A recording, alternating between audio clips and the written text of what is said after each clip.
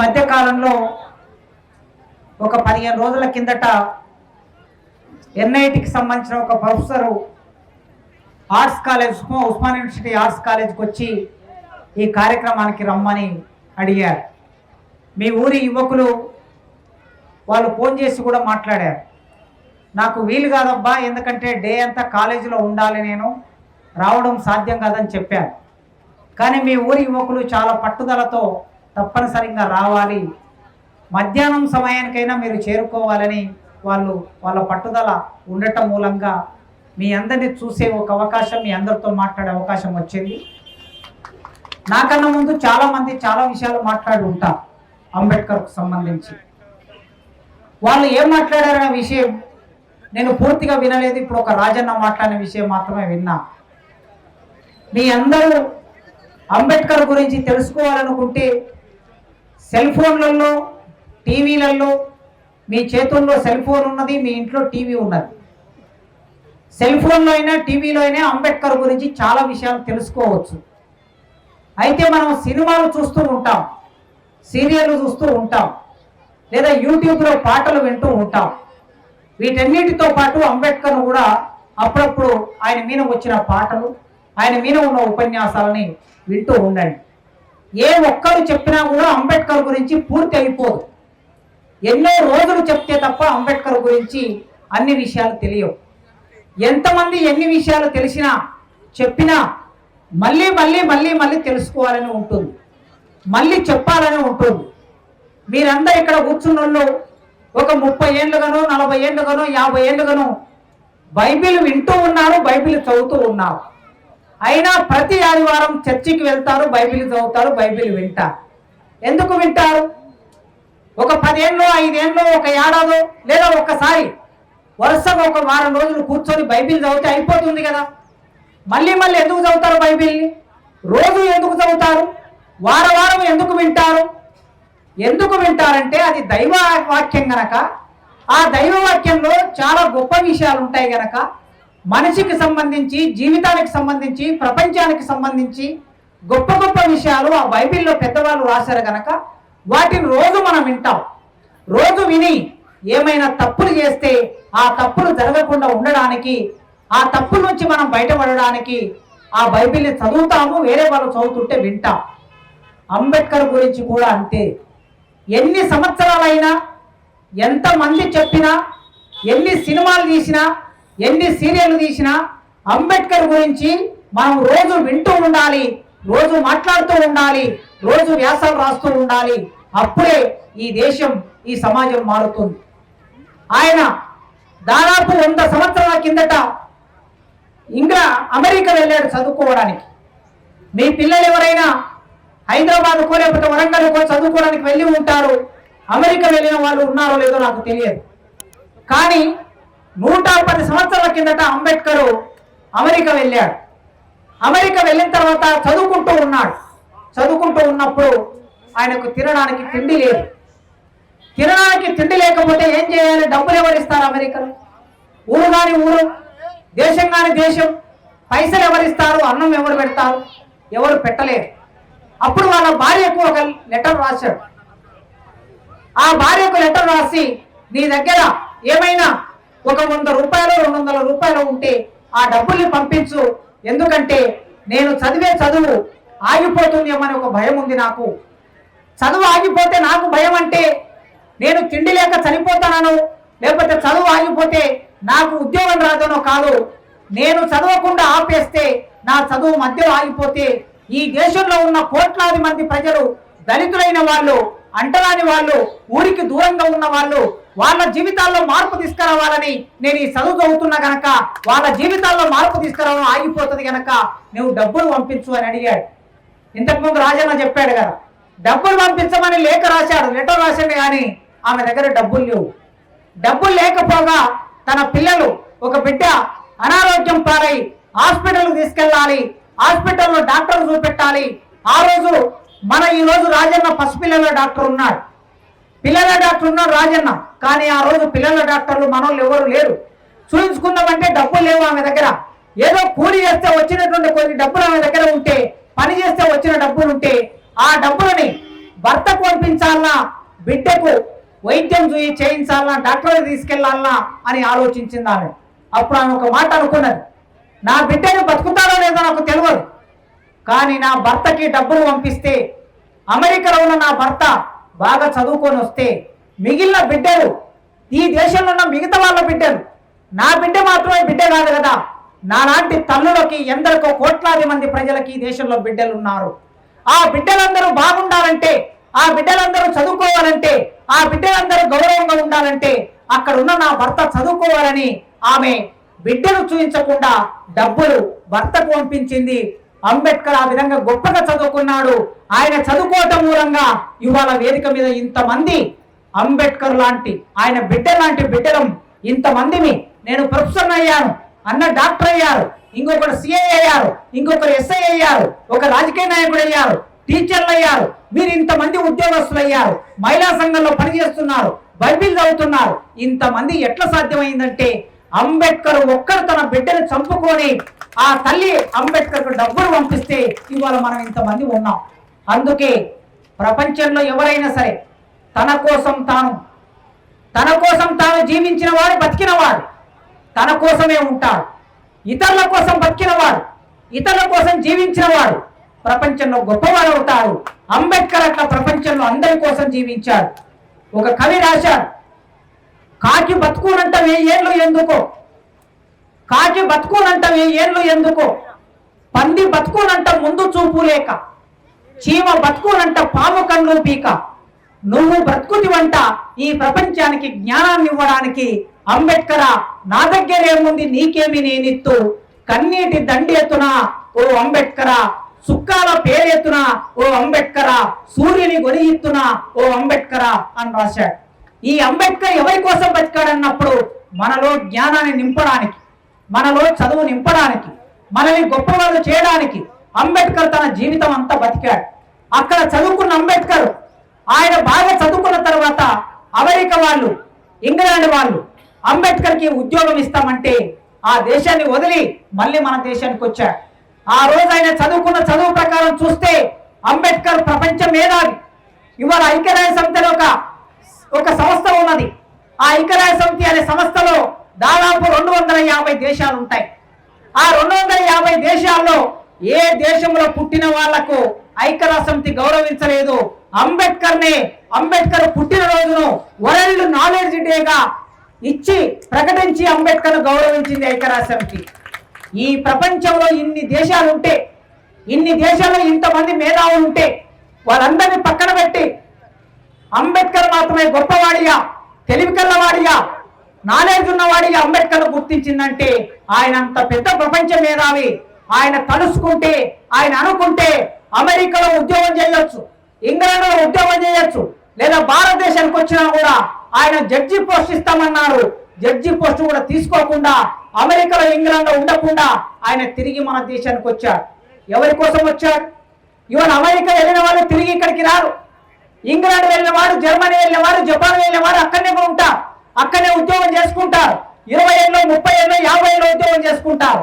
అవసరమైతే అక్కడనే వాళ్ళ పిల్లల్ని చదివించుకుంటారు, ఆ దేశంలో ఉండిపోతారు. కానీ అంబేద్కర్ 110 సంవత్సరాల కిందట తిరిగి భారతదేశానికి వచ్చాడు. ఎందుకు వచ్చాడంటే ఈ దేశంలో నా ప్రజలు అంటే ఆయన ప్రజలు, ఈ దేశంలో కోట్ల మంది ప్రజలంటే 6 కోట్ల మంది ఉన్నారు అన్నాడు. ఈ 6 కోట్ల మంది ఎవరు? మాలమాదిగలు. ఈ మాలమాదిగలు ఊరికి దూరంగా బతుకుతూ ఉన్నారు.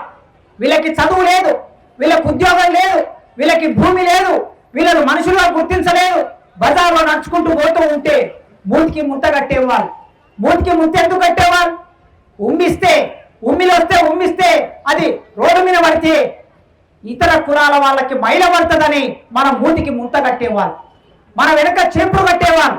చీపురు ఎందుకు కట్టేవాళ్ళు? వెనక ఈపు మీద చీపురు కడితే మనం నడుచుకుంటూ పోతూ ఉంటే ఆ చీపురు ఊడ్చుకుంటూ వచ్చేది. ఎందుకంటే మనం నడిచిన నడక, మన జాడలు, మన పాదాల జాడలు వేరే వాళ్ళు తొక్కుతారని, వేరే వాళ్ళు తొక్కితే వాళ్ళకు మైల పడుతుందని మన పాదాలు కనిపించకుండా ఈపుకు చీపురు కట్టారు. మూతికి ముంత, ఈపుకు చీపురు. మెడలో గంట ఎవరు కడతారు? ఎద్దులకు కడతారు. మూగ గంటలు ఎద్దులకు కడతారు. కానీ మనుషులకు కట్టారు ఈ దేశంలో. ఈ దేశంలో మనుషులకి గంటలు ఎందుకు కడతారంటే ఒక అంటరాని వాడు వస్తున్నాడు, ఒక మానవాడు ఒక మాదిగవాడు వస్తూ ఉన్నాడు నడుచుకుంటానే, ఆ గంట మోగుతూ ఉన్నప్పుడు పై కులాల వాళ్ళు, బ్రాహ్మణులు, రాజులు, వైశ్యులు, కోమటోళ్ళు వీళ్ళందరూ మాదిగవాడు నడుచుకుంటూ వస్తూ ఉన్నాడని ఆ గంట ద్వారా వాళ్ళకి తెలిసి వాళ్ళందరూ మనం ముఖం చూడకుండా వాళ్ళ ఇళ్ళకి వెళ్ళి తలుపులు పెట్టుకునేవారు. మన జీవితం ఇట్లా ఉండేది. ఇట్లాంటి జీవితాన్ని చూసిన అంబేద్కర్ ఈ జీవితం మారాలి, నా ప్రజల జీవితం మారాలి అనుకొని ఈ దేశానికి తిరిగి వచ్చాడు. ఈ దేశానికి తిరిగి వచ్చి గాంధీతో కొట్లాడాడు, నెహ్రూతో కొట్లాడాడు, బాబు రాజేంద్ర ప్రసాద్తో కొట్లాడాడు, హిందూ మహాసభలతో కొట్లాడాడు, ఆర్ఎస్ఎస్ వాళ్ళతో కొట్లాడాడు, అందరితో పోరాటం చేశాడు అంబేద్కర్. ఒకే ఒక్కడు అందరూ ఒకవైపు అయితే అంబేద్కర్ ఒక్కడు ఒకవైపు నిలబడి నా ప్రజలకి హక్కులు కావాలని పోరాటం చేశాడు. ఏం హక్కులు కావాలి మనకి? ఈ ప్రపంచంలో మనుషులందరూ పుట్టినట్లు మనం పుట్టాం, కానీ భారతదేశంలో మన పుట్టుకనే ఒక నేరం అయిపోయింది, మన పుట్టుకనే ఒక శాపం అయిపోయింది. ఎందుకు శాపమైంది? వాళ్ళలాగా మనకు 2 కళ్ళు లేవా? వాళ్ళలాగా 2 కాళ్ళు లేవా? వాళ్ళలాగా 2 చేతులు లేవా? వాళ్ళ శరీరంలో ఎర్రగా ఉన్న వాళ్ళ శరీరంలో రక్తం తెల్లగా ఉంటుందా? మన శరీరంలో నల్లగా ఉంటే మన రక్తం నల్లగా ఉంటుందా?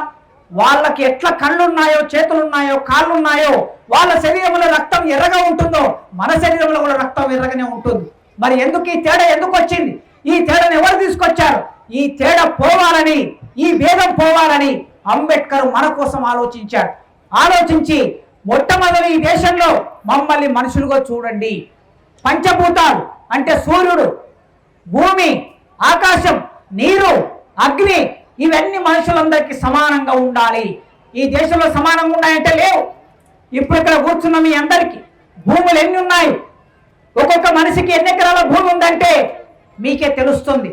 ఎకరం భూమి లేని వాళ్ళు, అరెకరం భూమి లేని వాళ్ళు, చివరికి చచ్చిపోయిన రోజు బొంద పెట్టడానికి ఒక 6 గజాల జాగా కూడా లేనటువంటి మనుషులు ఇప్పటికీ ఈ దేశంలో ఉన్నారు. అందుకే అడిగాడు, మాకు భూమి ఎందుకు లేదు? ఈ దేశంలో భూమిని దున్నే వాళ్ళం మేము, భూమిని సాగు చేసే వాళ్ళం మేము, కలుపు తీసే వాళ్ళం మేము, కోత పోసే వాళ్ళం మేము, కుప్ప కొట్టే వాళ్ళం మేము, తూర్పార పట్టే వాళ్ళం మేము. మీ గడీలలో గింజలు తీసుకొచ్చి మీ గడీల్లో నింపేస్తాం, కానీ చివరికి మళ్ళీ మేము వచ్చి మీ దగ్గర అయ్యా మాకు ఇంత అన్నం పెట్టండి, మాకు ఇన్ని గింజలు ఇవ్వండి అని అడిగే పరిస్థితి మాకెందుకు వచ్చింది? భూమి దున్నే వాళ్ళకి భూమి ఎందుకు లేదు అనే ప్రశ్న ఆ రోజు అంబేద్కర్ వేశాడు. అప్పటికి దేశాన్ని పరిపాలిస్తున్న వాళ్ళు బ్రిటిష్ వాళ్ళే పరిపాలిస్తున్నారు, తెల్లతోనే పరిపాలిస్తున్నారు.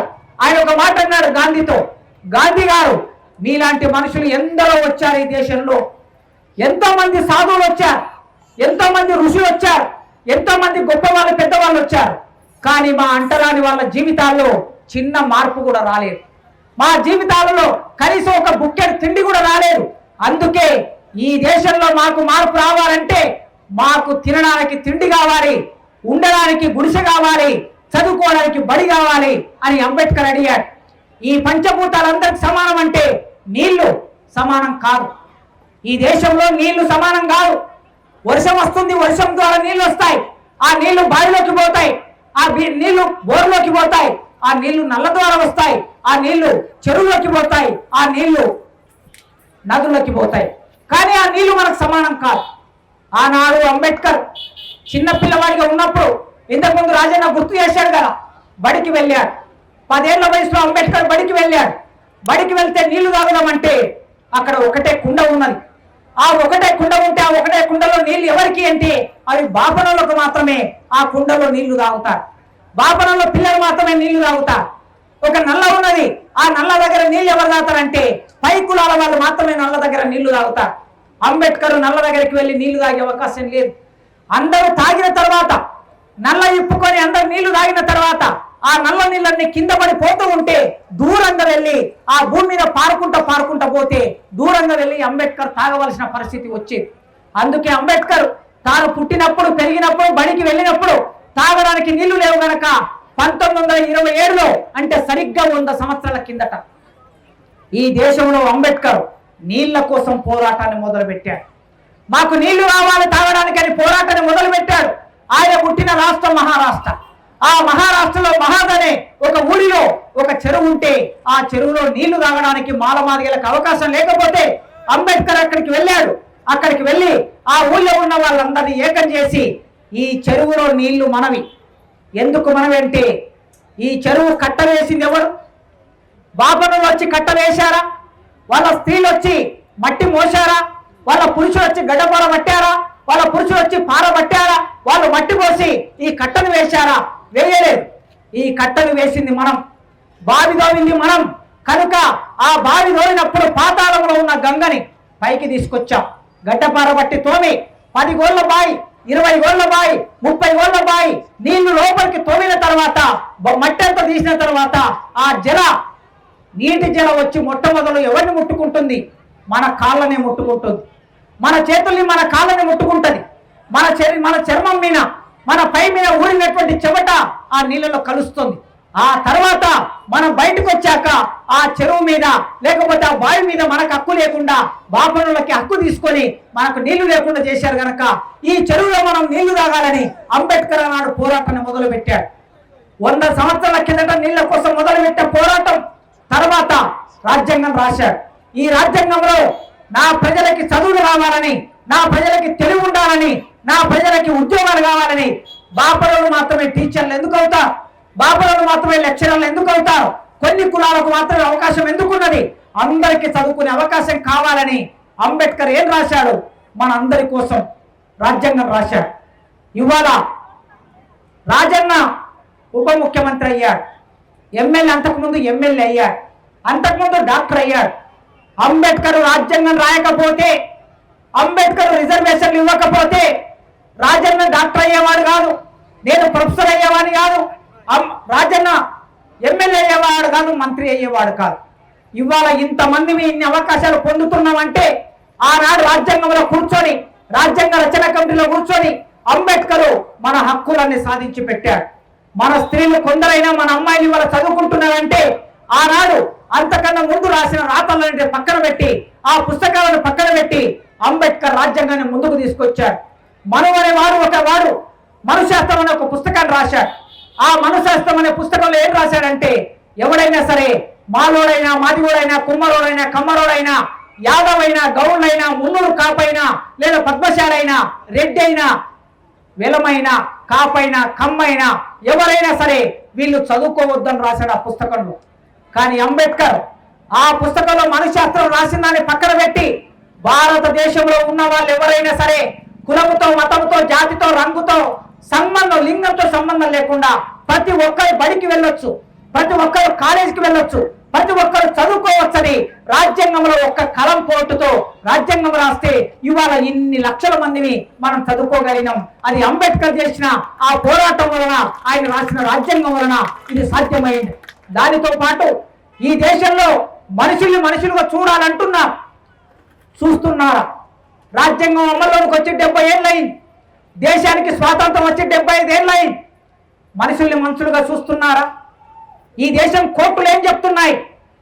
మీరు యేసు ప్రభువు నమ్ముకుంటే, రేపటి నుంచి మీరు యేసు ప్రభువును మొక్కుతే, మీరు చర్చిలకు పోతే, మీరు బైబిల్ పట్టుకుంటే మీరు మాదిగోళ్ళు కాదు, మీరు మాలోళ్ళు కాదని కోర్టులు చెప్తున్నాయి. ఇది ఎక్కడున్నది? ఇది అంబేద్కర్ రాశాడా? రాయలేదు. అంబేద్కర్ రాయని విషయాన్ని ఎందుకు చెప్తున్నారు? ఎందుకు ఇవాళ క్రైస్తవ మతంలోకి వెళ్ళవలసిన పరిస్థితి వచ్చిందో?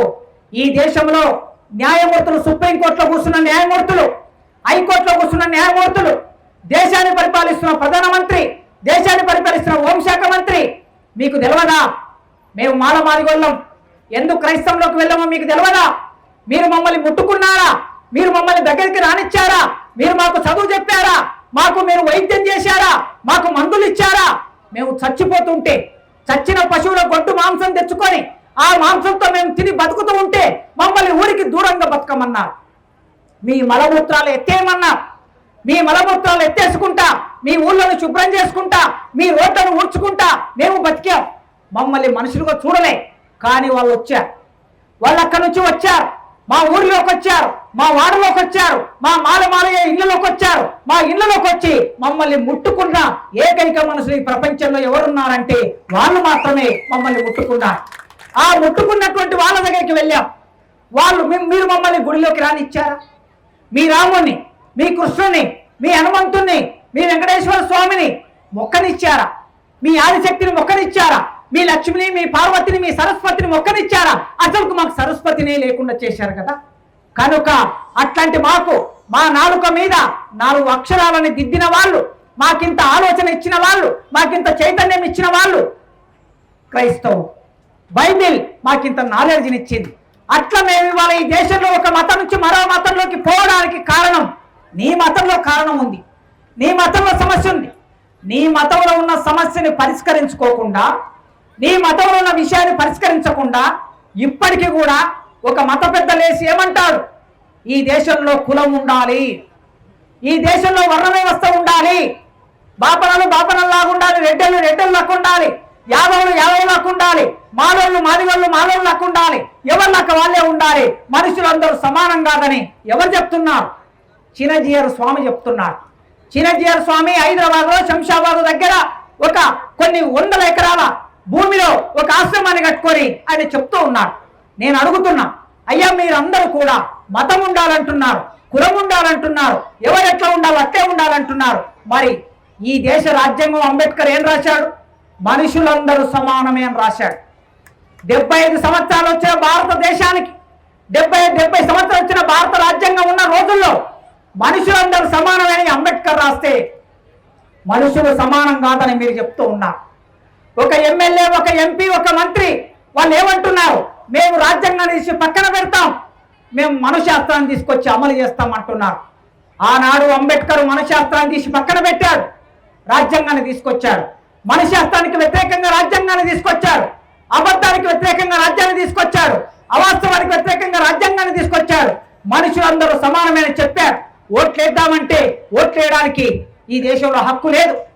అంబేద్కర్ వచ్చి ఒకటే మాట అన్నారు, ఈ దేశంలో ఓట్లు ఎవరెవరు వేయాలి అన్నప్పుడు గాంధీ గారు ఒక మాట అన్నారు, ఓటకి ఎవరికి ఇవ్వాలి అంటే గాంధీ గారు చెప్పిన మాట, నెహ్రూ గారు చెప్పిన మాట, సర్దార్ పటేల్ చెప్పిన మాట, బాబు రాజేంద్ర ప్రసాద్, వీళ్ళందరూ పెద్ద పెద్ద నాయకులు, సరోజిని నాయుడు, వీళ్ళందరూ చెప్పిన మాట ఏమిటో తెలుసా?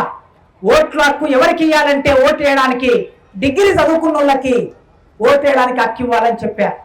డిగ్రీ చదువుకున్న వాళ్ళకి మాత్రమే ఓటక్కట, భూమి ఉన్న వాళ్ళకు మాత్రమే ఓటక్కట, పన్ను కట్టే వాళ్ళకు మాత్రమే ఓటక్కట. అప్పుడు అంబేద్కర్ లేచి అడిగారు, ఈ దేశంలో భూమి ఉన్న వాళ్ళంటే, పన్ను కట్టిన వాళ్ళంటే, డిగ్రీ చదువుకున్న వాళ్ళంటే మా మాదిగలు ఎవరు లేరు, అందరూ మీ వాళ్ళే ఉన్నారు కనుక నేను దీన్ని అంగీకరించనని అంబేద్కర్ లేచి పోరాటం చేసి ఆనాడు చెప్పారు. ఈ దేశంలో 21 సంవత్సరం దాటిన ప్రతి ఒక్కరికి ఓటక్కు ఇచ్చినప్పుడే నా దేశంలో ఉన్న ఈ దళిత ప్రజలకి, మాదిగ ప్రజలకి ఓటక్కు వస్తుంది కనుక ఆ ఓటక్కు అందరికి సమానంగా ఇవ్వాలని చెప్పాడు. ఆ ఓటక్కు ఉంది కనుక ఇవాళ మన దగ్గరికి రాజకీయ నాయకులు కనీసం రోజు రాకపోయినా, వారానికి ఒకసారి రాకపోయినా, నెలకు ఒకసారి రాకపోయినా, 3 ఏళ్లకు ఒకసారి రాకపోయినా, 5 ఏళ్లకు ఒకసారి రాజకీయ నాయకులు మన దగ్గరికి వస్తున్నారు. ఎందుకు వస్తున్నారు? మన గుడిసె దగ్గరికి వస్తున్నారు, మన ఇంట్లోకి వస్తున్నారు, మనతో కూర్చుంటున్నారు, మనతో కాఫీ తాగుతున్నారు, మనతో నీళ్లు తాగుతున్నారు. ఎందుకంటే నీ చేతుల్లో ఓటక్కు ఉంది గనక, నీ ఇంట్లో 4 ఓట్లు ఉన్నాయి గనక ఈ ఓటక్కు అంబేద్కర్ ఇచ్చారు. ఆ అంబేద్కర్ ఓటక్కు ఇవ్వకపోతే రాజన్న ఎమ్మెల్యే గారు మీరు ఓట్లేసే అవకాశం ఉండదు, ఆ నాయకులు మన కోసం పనిచేసే అవకాశం ఉండదు. ఈ కాస్త హక్కులు మనకు వచ్చాయంటే ఆనాడు భారత రాజ్యాంగంలో ఓటక్కును రాసి మనకిచ్చారు. సమానంగా ఉండాలంటున్నాం, సమానత్వం రావాలంటున్నాం. ఈ దేశంలో మతాలన్నీ మాసిపోవాలి, కులాలన్నీ కూలిపోవాలి, మనిషి ఒక్కటి, మనిషి ఒక్కటి నిలిచి వెలగాలి. ఆ రోజు కోసం చూస్తున్నాం. నేను వ్యక్తిగతంగా నేను క్రైస్తవాన్ని నమ్మను, నేను హిందూయిజాన్ని నమ్మను, నేను ఇస్లామాబాద్ని నమ్మను, నేను ఏ దేవుని నమ్మను. నా దేవుళ్ళు ఎవరు అంటే మా అమ్మ నాయననే నా దేవుడు, ఈ ప్రకృతే నా దేవుడు. నాకు ఏ మతం పట్ల విశ్వాసం లేదు. కానీ భారతదేశంలో మమ్మల్ని మనుషులుగా చూసినటువంటి ఒక మతంలోకి మేము వెళ్ళినప్పుడు మీరు ఎస్సీలు కాదు, మీకు రిజర్వేషన్ లేదు అనే ఆ వాదన ఏదైతే ఉన్నదో అది కరెక్ట్ కాదని ఈ దేశ ప్రధానమంత్రికి నేను విజ్ఞప్తి చేస్తున్నా. అయ్యా ప్రధానమంత్రి గారు, ఇవాళ మీరు ఆడవాళ్ళకి, మహిళలకి రిజర్వేషన్ కావాలని మీరు బిల్లు పెడుతున్నారు, పార్లమెంట్లో బిల్లు పెడుతున్నారు. మీరు ఇదే బిల్లు పెట్టండి. సుప్రీంకోర్టు ఇచ్చిన జడ్జిమెంట్ ఏదైతే ఉన్నదో ఆ జడ్జిమెంట్ తప్పు. ఈ దేశంలో ఎవరైనా ఎవరికి ఇష్టం వచ్చిన మతాన్ని వాళ్ళు నమ్మొచ్చు, ఎవరికి ఇష్టం వచ్చిన దేవుణ్ణి వాళ్ళు కొలవచ్చు. రాజ్యాంగంలోని ఆర్టికల్ 25 ప్రకారం ఎవరి మతాన్ని వాళ్ళు విశ్వసించవచ్చు అని రాజ్యాంగం చెప్పింది కనుక దాని ప్రకారం ఏ మతాన్ని నమ్ముకున్నా వాళ్ళ కులం పోదు, వాళ్ళ రిజర్వేషన్ పోవనే ఆ విషయాన్ని, ఆ బిల్లును పార్లమెంట్ లో పెట్టి సుప్రీంకోర్టు ఇచ్చిన తీర్పు తప్పని దేశ ప్రధానమంత్రి గారు, హోంశాఖ మంత్రి గారు ఈ పని చేయాలని నేను వారికి ఈ ఎలుకుర్తి గ్రామం నుంచి నేను వాళ్ళకి విజ్ఞప్తి చేస్తున్నా. మేము కులం మా మతం మారితే మా జీవితం మారలే. ఏ గద్దరను రాశాడు, కర్మరాత ఇది క్రైస్తవ మతం అని. కర్మరాత ఇది క్రైస్తవ మతం అని. ఆ మతంలోకి పోతే ఆ మతంలో కూడా ఏమున్నది? కాపు క్రైస్తవ, రెడ్డి క్రైస్తవ, మాదిగ క్రైస్తవ, మాల క్రైస్తవ. మీరు ఆంధ్ర ప్రాంతానికి పోతే ఎవరి చర్చిలు వాళ్ళకే ఉంటాయి. కనుక మతం మారినంత మాత్రం మనకు భూమి రాలే, మతం మారినంత మాత్రాన మనకి డబ్బులు రాలే, మతం మారినంత మాత్రం మన కులం పోలే. చివరికి నిన్ను ఎట్లా గుర్తిస్తారంటే మళ్ళా మాదిగ క్రైస్తవ అంటారు, మాల క్రైస్తవ అంటారు. కనుక ఈ దేశంలో మతం మారినంత మాత్రాన కులం మారదు, కులం పోదు అనే విషయం ప్రధానమంత్రి గారికి తెలుసు. వారు మౌనంగా ఉన్నారు. రాజకీయ పార్టీలకు తెలుసు, వాళ్ళు మౌనంగా ఉన్నారు. అందుకే అంబేద్కర్ రాసిన రాజ్యాంగం మన కళ్ళ ముందు ఉన్నది, మన ముందు ఉన్నది. ఇప్పటికీ దేశంలో రాజ్యాంగాన్ని సరిగ్గా అమలు చేయటం లేదు. దేశాన్ని పరిపాలించిన వాళ్ళే చెప్తున్నారు. కాంగ్రెస్ పార్టీ భారతదేశాన్ని 60 ఏళ్ళు పరిపాలించింది అంటున్నారు. బీజేపీ పార్టీ భారతదేశాన్ని 10 ఏళ్ళు పరిపాలించింది అంటున్నారు. వాళ్ళు 60 ఏళ్ళు, మీరు 10 ఏళ్ళు. 70 ఏళ్ళు మీరు పరిపాలించారు. మధ్యలో 5 సంవత్సరాలు వాళ్ళు పరిపాలించారు. 75 సంవత్సరాల పరిపాలనలో మా జీవితాల్లో ఏం మార్పు వచ్చింది? మీ జీవితాల్లో మార్పు వచ్చింది. మీరు ప్రధానమంత్రులు అయ్యారు, ముఖ్యమంత్రులు అయ్యారు, ఎమ్మెల్యేలు అయ్యారు, పారిశ్రామికవేత్తలు అయ్యారు, కోట్లు సంపాదించుకున్నారు. కానీ మా అంబేద్కర్ మా కోసం రాజ్యాంగం రాస్తే, ఈ దేశం కోసం రాజ్యాంగం రాస్తే మా జీవితాల్లో ఇంకా మార్పు రాలేదు. మా జీవితాల్లో ఇంకా కులం పోలేదు. మా జీవితాల్లో చదువు ఇంకా రాలేదు, ఉద్యోగాలు ఇంకా రాలేదు. ఈ మానవాళిక పిల్లలు ఇప్పుడిప్పుడే చదువుకుంటున్నారు.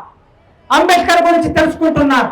వీళ్ళు చదువుకొని వీళ్ళు ఐఏఎస్ ఆఫీసర్లు అయ్యి, వీళ్ళు ఎస్ఐలై, సిఐలై, ప్రొఫెసర్లై, వీళ్ళు మా మీద పనిచేస్తే మేము వీళ్ళ కింద పనిచేయవలసి వస్తుందని అగ్రకులాల వాళ్ళు చాలా జాగ్రత్తగా ఏం చేస్తున్నారంటే గవర్నమెంట్ కాలేజ్ లేకుండా, గవర్నమెంట్ స్కూల్ లేకుండా, గవర్నమెంట్ ఆఫీస్ లేకుండా అన్నిటిని ప్రైవేట్ పరం చేస్తున్నారు. హెలికాప్టర్లు, విమానం మనం ఎక్కాలంటే ప్రైవేట్ పరం చేశారు. రైలు మనం ఎక్కాలంటే ప్రైవేట్ పరం చేశారు. అన్ని సంస్థలను ప్రైవేట్ పరం చేస్తే మనకు ఉద్యోగాలు ఎక్కడి నుంచి వస్తాయి? ఆనాడు బాబు జగజీవన్ రామ్ అంబేద్కర్తో పాటు కలిసి పనిచేసిండు. మన రాజన్న ఈ రాష్ట్రానికి ఉప ముఖ్యమంత్రి అయితే ఆనాడు బాబు జగజీవన్ రామ్ భారతదేశానికి ఉప ముఖ్యమంత్రిగా పనిచేశాడు. ఆయన మన మాదిగ కులానికి చెందినవాడు. ఆ బాబు జగజీవన్ రామ్ 1970ల కాలంలో రైల్వే మంత్రిగా ఉన్నప్పుడు ఆయన ఒక పని చేశాడు. ఏం చేశాడంటే, నా ప్రజలు చదువుకోని ప్రజలు, అంబేద్కర్ రాజ్యాంగంలో రిజర్వేషన్ ఇచ్చాడు, అవకాశాలు ఇచ్చాడు కనుక ఆయన చదువుకొని నా ప్రజలకి డిగ్రీ లేదు, ఇంటర్మీడియట్ లేదు, 10th క్లాస్ లేదు, వీళ్ళకి ఏం చేయాలనుకొని అప్పుడు రాజేంద్ర ప్రసాద్ నా ప్రజలకి ఉద్యోగాలు ఇవ్వాలి ఎట్లయినని చెప్పి బాబు జగజీవన్ రామ్ ఆలోచించాడు. ఆలోచించి ఏం చేశాడంటే రైల్వేలో పట్టాలు వేసేవాళ్ళు, కంకర మోసేవాళ్ళు, శుభ్రం చేసేవాళ్ళు, ఈ పని అయితే నా ప్రజలు చేయగలుగుతారు కదా, వీళ్ళకి నేను ఉద్యోగాలు ఇవ్వాలని చెప్పి 80,000 మంది బాలమాదిగలకి ఆనాడు బాబు జగజీవన్ రామ్ ఉద్యోగాలు ఇచ్చాడు. మనకి ఆనాడు ఆయన ఉద్యోగాలు ఇచ్చాడు కనుక ఈ రైల్వే లైన్ మీ వరంగల్ మీద వెళ్ళింది. మీ వరంగల్, జనగామ, ఆలేరు, భువనగిరి, హైదరాబాదు, జడ్చర్ల, అలంపూరు, కర్నూలు, ఈ లైన్ ఎట్లయితే పోయిందో ఆ లైన్ పోయినంత మేరక మన మాదిగ వాళ్ళకు ఉద్యోగాలు వచ్చాయి. ఇవాళ రాజ్యాంగం లాంటి వాళ్ళు డాక్టర్లు ఎంతమంది ఉన్నారు వరంగల్లో? భారత రాజ్యాంగం ఉంది కనుక మనం మాట్లాడుకుంటున్నాం, అంబేద్కర్ రాశాడు కనుక మాట్లాడుకుంటున్నాం. లేకపోతే మనం మాట్లాడుకునే పరిస్థితి ఉండదు. హైదరాబాద్కి ఒక కూతపెట్ట దూరంలో, అంటే ఒక 30 కిలోమీటర్ల దూరంలో ఒట్టినాగులపల్లి అని ఒక ఊరు ఉంటుంది. ఈ ఒట్టినాగులపల్లి అనే ఊరు గచ్చిబౌలి దగ్గర ఉంటుంది. ఆ గచ్చిబౌలి పక్కన ఉన్న ఊరిలో మాది వాళ్ళందరూ బోనాల పండుగ వస్తే మాది వాళ్ళందరూ బోనాలు చేసుకొని ఊళ్ళోకి వచ్చారు. ఊళ్ళోకి వస్తే ఆ ఊళ్ళో ఉన్న వాళ్ళందరూ కలిసి ఏం చేశారో తెలుసా? మాది వాళ్ళు మీరు బోనాలు ఎత్తడానికి వీల్లేదు, మీ బోనాలు పోషమ్మ గుడి దగ్గరికి రావడానికి వీల్లేదు, మీ బోనాలు మీ ఇళ్లలోనే పెట్టుకోండి, మీరు ఊళ్ళోకి రాకండి అన్నారు. ఈ దేశంలో కులం పోయిందా? అంబేద్కర్ రాజ్యాంగం రాసి ఇచ్చాడు కానీ ఆ రాజ్యాంగాన్ని అమలు చేస్తున్న వాళ్ళు, ఆ రాజ్యాంగం చేతుల్లో పెట్టుకున్న వాళ్ళు ఎవరంటే అగ్రకులాలే వాళ్ళ చేతుల్లో పెట్టుకున్నారు. పెట్టుకోవటం మూలంగా 3 సంవత్సరాల కిందట హైదరాబాద్కు 20 కిలోమీటర్ల దూరంలో ఉన్న ఒట్టినాగులపల్లిలో మాదిగ వాళ్ళు బోనాలు ఎత్తుకునే పరిస్థితి లేదంటే మనం ఎక్కడ ఉన్నట్లు. ఇప్పటికీ కులం పేరు మీద వేధిస్తున్నారు, కులం పేరు మీద దాడులు చేస్తున్నారు, కులం పేరు మీద రకరకాల ఇబ్బంది పెడుతున్నారు. నేను ఒక విజ్ఞప్తి చేస్తున్నా, ఈ ఊళ్ళో బీసీలు ఉండవచ్చు, ఈ వేదిక దగ్గర కూడా బీసీలు ఉండవచ్చు. బీసీలకి నేను ఒక విజ్ఞప్తి చేస్తున్నా, చాలా సందర్భాల్లో చేశాను కూడా. మీరు బీసీలు 52% ఇవాళ జనాభా లెక్కలు వచ్చాయి. తెలంగాణ ప్రాంతంలో జనాభా లెక్కల ప్రకారం, మొన్న తీసిన జనాభా లెక్కల ప్రకారం 2011 జనాభా లెక్కల ప్రకారం మన జనాభా ఎంత ఉంది, మాదిగ వాళ్ళ జనాభా ఎంత ఉంది? 37 లక్షల మంది ఉన్నాం మనం. ఈ రాష్ట్రంలో ఒకే ఒక్క కులం 37 లక్షల మంది ఉన్న కులం మాదిగ వాళ్ళు మాత్రమే తప్ప ఇంకా ఏ కులం కూడా లేదు. ఆ తర్వాత రెండవ స్థానంలో ముస్లింలు ఉన్నారు, 26 లక్షల మంది ఉన్నారు. అంటే ముస్లింల కన్నా మనం 10 లక్షల మంది ఎక్కువ ఉన్నాం. ఇది 2011 జనాభా లెక్కలు. రేపు 2021 జనాభా లెక్కలు వస్తాయి. ఈ జనాభా లెక్కలు వస్తే మన జనాభా 50 లక్షలు ఉంటుంది. మనం 36-37 లక్షల నుంచి మనం 50 లక్షలు ఉంటాం. ఈ రాష్ట్రంలో అత్యధిక జనాభా కలిగినటువంటి మనం, ప్రతి నియోజకవర్గంలో మన ఓట్లు 40,000 నుంచి 50,000 ఓట్లు ఉంటాయి. వర్ధన్నపేట లాంటి నియోజకవర్గంలో మన ఓట్లు 70,000 ఉంటాయి. అచ్చంపేట లాంటి నియోజకవర్గంలో, నాగర్ కర్నూలు పార్లమెంటు నియోజకవర్గంలో మన ఓట్లు 1,70,000 ఉంటాయి. ఇన్ని ఓట్లున్న మన చోట మనం గెలుస్తున్నామా? ఆలోచించండి. ఈ అన్ని 119 నియోజకవర్గంలో 40 నుంచి 50,000, 60,000, 70,000 ఓట్లున్న మన ఓట్లు ఎవరికి వేస్తున్నారు? రాజకీయ నాయకులు మన మాట వింటున్నారా? మన మధ్యన ఐకమత్యం ఉన్నదా? కనుక బీసీలు 52%, మనం 20%, వాళ్ళు 52%, మన 20%, అంటే 2 కలిపితే 72%. 72% ఉన్నటువంటి మనం ఐకమత్యంతో ఉంటే బీసీలకు ఒక విజ్ఞప్తి చేస్తున్నా, మేము మా భుజాల మీద నిలబడి, మాకు మీ భుజాలు ఇస్తాం, మా మాదిగల్లో భుజాలు ఇస్తాం, మా భుజాల మీద నిలబడండి. మీరు ఇంకా అగ్రకులాలకు సేవ చేయకండి.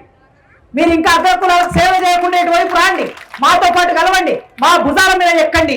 మీరు ముఖ్యమంత్రి కాండి, మీరు ప్రధానమంత్రి కాండి, మీరు మంత్రులు కాండి, మీరు కూడా ఈ దేశాన్ని ఏలండి. ఆ తర్వాత మాకు అవకాశం ఇవ్వండి. మేమట్ట విజ్ఞప్తి చేస్తుంటే ఇప్పుడు గ్రామాల పరిస్థితి ఎట్లా ఉందంటే, రెడ్లు కానీ, వెలుమళ్ళు కానీ, బ్రాహ్మణులు కానీ మాలమాదిగా విన దాడులు చేయటం లేదు. ఇప్పుడు దాడులన్నీ ఎవరి నుంచి వస్తున్నాయంటే మన అన్నదమ్ములైనటువంటి బీసీల నుంచి మన మీదకి దాడులు వస్తున్నాయి. అందుకే ఈ ఊరిలో ఎలుకుర్తిలో ఉన్నటువంటి బీసీ అన్నలారా, తమ్ములారా, మీకు విజ్ఞప్తి, మేము అన్నదమ్ములం, మీకు మాకు సంబంధం ఉన్నది. ఒకప్పుడు 1000 సంవత్సరాల కిందట ఒకే దగ్గర మనం బతికాం. ఇప్పుడు మీరు మా మీద దాడి చేస్తే, మేము మీద దాడి చేస్తే, మనిద్దరం కొట్టాడుకుంటే వాళ్ళు ఎక్కడ ఉంటున్నారో వాళ్ళ అధికారాన్ని చెలాయిస్తున్నారు, వాళ్ళు కంపెనీలు పెట్టుకుంటున్నారు, వాళ్ళు వ్యాపారాలు పెట్టుకుంటున్నారు, వాళ్ళు భూములు సంపాదించుకుంటున్నారు. కనుక మీరు మాతో కలిసి రండి, ఐక్యంగా ఉండండి. ఇక చివరికి ఒక విషయం చెప్పి ముగిస్తాను. నేను ఈ ఊరిలో ఎంతమంది తాగుబోతులు ఉన్నారో నాకు తెలియదు, నాకన్నా ఎక్కువ మీకు తెలుసు. తల్లులారా, మీకు తెలుసు. ఎందుకంటే మీ బిడ్డలు, మీ భర్తలు, మీ తమ్ముళ్ళు, మీ అన్నలు, ఒక మగవాడు ఎంత గొప్పవాడనే విషయం ఎవరికి తెలుస్తుందంటే వాళ్ళ ఇంట్లో భార్యకే తెలుస్తుంది, వాళ్ళ ఇంట్లో తల్లికే తెలుస్తుంది. బయట వచ్చి మనం చాలా నీతులు చెప్తాం, మన నీతులన్నీ మన ఇంట్లోకి వెళ్ళిన తర్వాత అర్థమవుతాయి. మన భార్య, మనం ఎంత నీతివంతంగా ఉన్నామో మన భార్య చూస్తుంది. అందుకే మనం తాగుబోతులుగా మారిపోతే మనకే నష్టం. మీరు అంబేద్కర్ విగ్రహం పెట్టుకున్నారు, అంబేద్కర్ తాగుబోతు కాదు, అంబేద్కర్ చెడ్డ పనులు చేయలేదు, అంబేద్కర్ ఎవరిని దోపిడీ చేయలేదు, అంబేద్కర్ ఎవరిని నెత్తి మీద చేయి పెట్టలేదు, అంబేద్కర్ అన్యాయం చేయలేదు, అంబేద్కర్ తెలివి లేకుండా ఉండలేదు. అంబేద్కర్ బాగా చదువుకున్నాడు, న్యాయంగా ఉన్నాడు, నీతిగా ఉన్నాడు, గొప్పవాడిగా ఉన్నాడు. మీరు అంబేద్కర్ విగ్రహం పెట్టుకొని మరి మీరు ఏం చేస్తారు? ఈ ఊర్లో ఉన్నవారు నాకు ఫోన్ చేసిన వాళ్ళు ఎవరు? రాజు నాకు ఫోన్ చేశాడు. రాజు లాంటి మిత్రులందరూ ఇవాళ ఒక విజ్ఞప్తి తీసుకోవాలి. నా జీవితంలో నాకు బుద్ధి ఎరిగిన నాటి నుంచి నేను ఎన్నడూ మద్యపానం సేవించలేదు, భవిష్యత్తులో కూడా సేవించను. నేను మీకు హామీ ఇస్తున్నా, ఇప్పటి వరకు నేను తాగలే, నేను సిగరెట్ తాగలే, నేను మద్యం సేవించలే, భవిష్యత్తులో కూడా నేను సిగరెట్ తాగను, మద్యం సేవించను, మీకు హామీ ఇస్తున్నా. కనుక నేను తాగలేదు, నేను తాగను. మీరు అంబేద్కర్ను పెట్టుకున్నటువంటి మీరు ఇవాళ ప్రతిజ్ఞ తీసుకోవాలి. ఈ రోజు నుంచి ఈ ఊళ్ళో ఉన్న వాళ్ళు ఎవరం కూడా, ఈ సభలో ఉన్న వాళ్ళని ఎవరం కూడా తాగుబోతులుగా ఉండము, ఇప్పటి వరకు తాగిన వాళ్ళం మేము మానేస్తాము అని మీరు ఒక ప్రతిజ్ఞ చేయాలి. అట్లయితేనే నేను వచ్చిన దానికి ఒక విలువ ఉంటుంది. లేకపోతే నేను కాలేజీని వదిలేసి మీ దగ్గరికి వచ్చా, మీ మాట మీద ఇంత దూరం వచ్చాం. ఆయన రాజు చెప్పాడు ఎంతమంది వస్తారని అడిగారు. సార్ కనీసం 1500 మంది వస్తారు సార్ అన్నాడు. ఇక్కడ ఒక 300 మంది ఉన్నారు. ఆయన నాకు అబద్ధం చెప్పాడు. 1500 మంది ఎక్కడ, 300 మంది ఎక్కడ? కనుక మీ 300 మంది కోసమైనా నేను వచ్చాను. మొన్న తిరుపతి పోయినాను 14వ తారీఖు నాడు. తిరుపతి పోతే 2000 మందితో సభ పెట్టారు. ఎవరనుకున్నారు వాళ్ళందరూ? తిరుమల తిరుపతి దేవస్థానంలో పనిచేసే ఉద్యోగులు. ఆ దేవుడి దగ్గర పనిచేసే మన మాలమాదిగ ఉద్యోగులు ఉంటారు కదా, ఈ మాలమాదిగ ఉద్యోగులు 2000 మందితో సభ పెట్టారు 14వ తారీఖు నాడు. అక్కడికి వెళ్ళాము. కనుక రాజన్న లాంటి వాళ్ళము, నాలాంటి వాళ్ళము ఎక్కడికైనా వస్తున్నామంటే ఎక్కువ మంది వచ్చిన చోట ఎక్కువ మనం మాట్లాడినప్పుడు ఎక్కువ మందిలోకి సందేశం వెళ్తుందని మేము వస్తూ ఉంటాం. ఇక్కడికి మీ ఊరికి వచ్చామంటే మీరు నాకు మాట ఇవ్వాలి. మాట ఇవ్వకపోతే నా కాంటాక్ట్స్లో రాజు నెంబర్ డిలీట్ చేసేస్తాను. నేను ఏమడుగుతున్నా, మీరు మానేస్తే, మీరు తాగుడు మానేస్తే నాకేమైనా డబ్బులు వస్తాయా? నాకేమైనా లాభం జరుగుతుందా? నాకేమీ జరగదు. మీరు తాగుడు మానేస్తే మీకు రోజుకు 100 రూపాయలు ఖర్చు పెట్టినా నెలకి 3000 రూపాయలు, సంవత్సరానికి 36,000 రూపాయలు. 36,000 రూపాయలు పెడితే పావుతులం బంగారం వస్తుందా లేదా? ఇప్పుడు పావుతులం బంగారం కొని నీ బిడ్డ పేరునట్లు పెడితే ఇంకొక 20 సంవత్సరాల తర్వాత 36,000 ఎంత అవుతుందో తెలుసా? కనీసం 10 లక్షలు అవుతుంది. 10 లక్షలు. ఈ డబ్బు ఎట్లా వస్తుంది మనకి? నువ్వు తాగటం మూలంగా నీ డబ్బులు పోతాయి. నువ్వు తాగిన తర్వాత నీ కార్యం జరిగిపోతుంది. ఈ డాక్టర్ చెప్పాలి ఏమేమి జరిగిపోతాయో. కార్యం జరిగిపోతాయి, గుండె జరిగిపోతాయి, ఊపిరితిత్తులు జరిగిపోతాయి, కిడ్నీలు జరిగిపోతాయి. చివరికి హాస్పిటల్లో పడతావు. హాస్పిటల్ పడిన తర్వాత నీకు ఎవరు సేవ చేయాలి? అన్యం పుణ్యం తెలవకుండా పక్క ఊరు నుంచి నిన్ను పెళ్లి చేసుకొని నా మొగుడు చాలా మంచోడని నిన్ను నమ్ముకొని వచ్చి 2 పిల్లలు 3 పిల్లలకు అన్న తర్వాత నీవు హాస్పిటల్లో పడితే ఆమె రోజు పొలానికి వెళ్ళి కూలి పని చేసి, నాలి పని చేసి డబ్బులు తీసుకొచ్చి నీకు పెట్టాలి. పిల్లలు బడికి పోకుండా నా తండ్రి ఏమని చెప్పుకుంటా? ఇప్పుడు నా పిల్లలు ఏమని చెప్పుకుంటా? మా నాన్న ప్రొఫెసర్ అని చెప్పుకుంటా. రేపు నీ తండ్రి నీవు తాగుకుంటా మంచం మీద పడితే, నువ్వు కక్కుడుకుంటే, నువ్వు ఏరుగుతుంటే కక్కుతుంటే నీ పిల్లలు ఏం చెప్పుకోవాలి? బడికి వెళ్ళి నా తండ్రి తాగుపోతాని చెప్పుకోవాలా? కనుక ఎట్టి పరిస్థితుల్లో తాగడం అనేది మన జీవితాన్ని నాశనం చేస్తుంది. ఆరోగ్యంగా, డబ్బు పరంగా చైతన్యం లేకుండా చేస్తుంది, మనల్ని బానిసలు చేస్తుంది. అందుకే ఇవాళ అంబేద్కర్ నమ్మిన విలువల ప్రకారం మనం ఆ చెడుల వాటిని వదిలేసుకోవాలి. ఒక్క రోజుతో సాధ్యం కాదు. నేను చెప్పినంత ఈజీ కాదు. మీరు ప్రయత్నం చేయండి.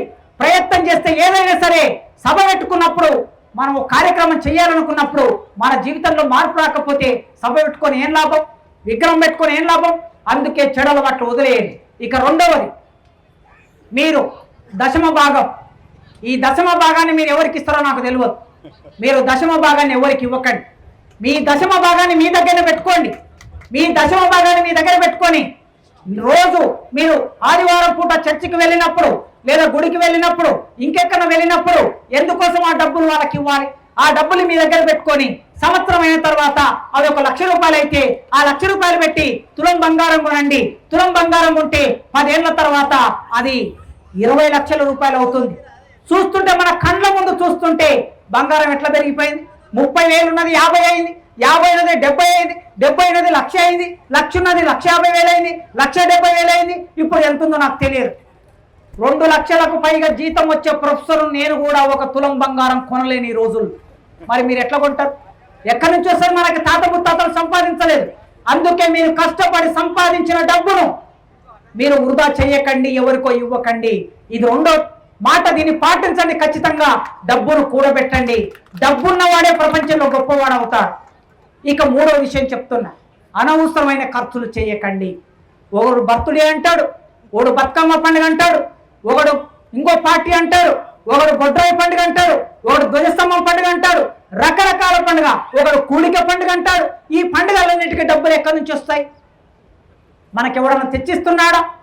ఈ పండుగల కోసం రేవంత్ రెడ్డి మీకు ఏమైనా డబ్బులు ఇస్తున్నాడా? ఇవ్వటం లేదు. దసరా పండుగ వచ్చినా, సంక్రాంతి వచ్చినా, కూడిక పండుగ వచ్చినా, లేదా రకరకాల క్రిస్టమస్ వచ్చినా, ఈ పండుగలన్నిటికీ మనం కష్టపడి సంపాదించిన డబ్బును ఖర్చు పెడుతున్నాము. మన కుటుంబ సభ్యులందరినీ, బంధువులందరినీ పిలుచుకుంటాం.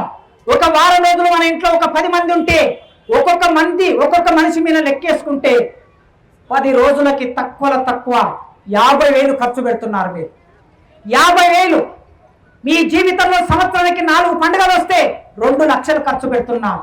2 లక్షల రూపాయలు ఎక్కడి నుంచి వస్తున్నాయంటే అప్పు చేస్తున్నారు. అప్పు చేసి విలాసాలకు ఖర్చు పెట్టవలసిన అవసరం ఉందా? ఈ డబ్బులు వృధా చేసుకుంటే మనకి డబ్బు రాదు. అదే మీరు పై కులాల వాళ్ళని చూడండి.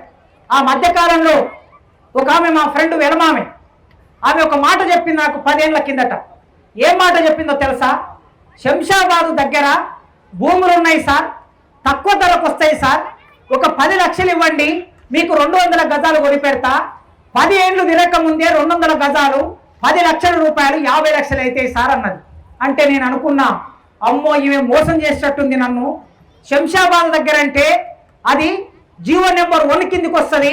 అంటే గండిపేట చెరువు ఉంటుంది, ఆ చెరువు కింద ఉన్నటువంటి భూమి అది కనుక ఈ డబ్బులు నావి నీళ్ళలో కలిసిపోతాయి అనుకున్నా. నా దగ్గర డబ్బులు లేవు, లోన్ పెట్టుకొని ఇవ్వడానికి ఒకళ్ళు ఇవ్వాలనుకుంటే నేను ఆమె మాట వినలే. కానీ నేను వినలేదు, కానీ నా ఫ్రెండ్, నా పక్కనే ఉన్న నా ఫ్రెండ్ ఆమె మాట విని, మేడం ఈ సార్ అయితే డబ్బులు ఇవ్వడు కానీ నేను ఇస్తాం మేడం అని చెప్పి ఆయన ఇచ్చాడు. నిజంగా వెళ్ళి డబ్బులు పెట్టి అక్కడ 200 గజాల భూమి కొనుక్కున్నాడు 10 ఏళ్ల కిందట. ఆయనకు ముందే తెలుసు, ఆమె వెలుమామి అని చెప్పారు కదా. అధికారులు ఎవరున్నారు? వేరుమల్లు ఉన్నారు. ఏ జీవో వస్తుంది, ఏం జరగబోతుంది అని, ప్రభుత్వంలో ఏం జరుగుతుందనే విషయం ఆయనకు ముందే తెలుసు. కానీ నాకు తెలియదు, నేను అమాయకుని. ఎందుకు అమాయకుని? మాదిగోని కనుక అమాయకుని. నేను ప్రొఫెసర్ అయినా కూడా నా కులం ఉంది కదా, ఒకటి భయం, మనకి డబ్బులు పోతాయన్న భయం కనుక ఇవ్వలేదు. ఇవ్వాలా ఆ భూమి కొనుక్కున్న నా ఫ్రెండ్ 50 లక్షలు, 10 లక్షలు పెడితే 50 లక్షలు అయింది. 50 లక్షలు ఎక్కడి నుంచి వస్తాయండి? అందుకే మీ దగ్గర ఉన్న డబ్బును భూమి మీద పెట్టండి, మీ దగ్గర ఉన్న డబ్బును బంగారం మీద పెట్టండి. ఈ డబ్బు ఉన్నప్పుడే మనం ఎవరికి తల ఉంచవలసిన అవసరం ఉండదు. డబ్బు ఉన్నప్పుడే నువ్వు ఎమ్మెల్యే కాగలుగుతావు, డబ్బున్నప్పుడే నువ్వు ఎంపీ కాగలుగుతావు, డబ్బుంటేనే నీ పిల్లల్ని మంచి స్కూల్లో చదివిస్తావు, డబ్బుంటేనే మంచి బట్టలు వేసుకుంటావు, గౌరవంగా ఉంటాం. అందుకే డబ్బును వృధా చేయకండి. పైసా మీ కన్నీళ్లతో తయారైన పైసా, పైసా మీ నెత్తులతో, మీ చెమటతో తయారైన పైసా. అందుకే వృధా ఖర్చులు చేయకండి, విలాసాలకు వెళ్ళకండి. ఈ జీవితం ఉన్నది ఒకటే జీవితం. మళ్ళీ మనకు పుట్టుక ఉండదు, మళ్ళీ మనకు జీవితం ఉండదు. ఈ జీవితాన్ని హాయిగా జీవించండి, సంతోషంగా ఉండండి. అంబేద్కర్ ఇచ్చిన హక్కుల్ని సాధించుకోవటం ఒక ఎత్తు అయితే, వాటిని అమలు చేసుకోవటం మరో ఎత్తు. కనుక ఇవాళ ఈ గ్రామంలో ఇంత నిలువెత్తు విగ్రహాన్ని పెట్టుకున్న మీరు, ఆయన ఇట్లా వేలు చూపిస్తున్నాడు, ఆ చేతిలో పుస్తకం పట్టుకున్నాడు, మరో వేలు ఇట్లా చూపిస్తూ ఉన్నాడు, తూర్పు వైపు చూపిస్తూ ఉన్నాడు. సూర్యుడు రేపు పొద్దున్నే, ఇప్పుడు అటువైపు సూర్యుడు అస్తమిస్తున్నాడు, ఇటువైపు సూర్యుడు ఉదయిస్తాడు. పంట ఎవరు పెట్టాడో, పంట ఎవరు కోస్తాడో వాడికి ఆ పంట దక్కాలని మీ బైబిల్లో రాసి ఉంది కదా. పంట పెట్టిన వాడే పంట కోస్తాడు, పంట కోసిన వాడే పంట ఆ కోత వాడికి దక్కాలని బైబిల్లో ఉంటుంది. కనుక ఈ దేశంలో మన శ్రమ మనకి దక్కాలంటే ఆ సూర్యుని వైపు చూపిస్తున్నాడైనా, ఆ సూర్యుని వైపు మనం ప్రయాణం చేసినప్పుడే మన జీవితాల్లో మార్పు వస్తుందని కోరుకుంటూ, ఇంతసేపు ప్రశాంతంగా నా ఉపన్యాసం విన్న మీ అందరికీ పేరు పేరున వందనాలు, జై భీములు తెలియజేస్తూ ముగిస్తున్నాను.